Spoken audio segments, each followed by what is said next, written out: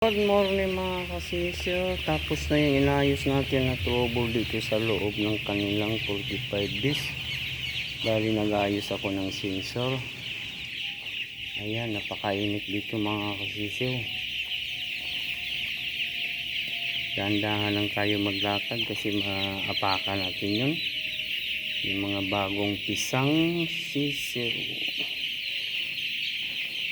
Ayan, kumakain na sila. Bali ito yung inaayos ko mga kasisyo. Ito yung sensor para sa temperature.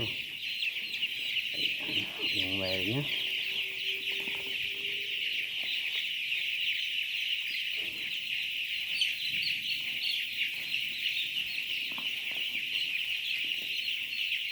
Yan yung mga heater nya mga kasisyo. Yung kulay puti na yun, bumubuga ng apoy yun.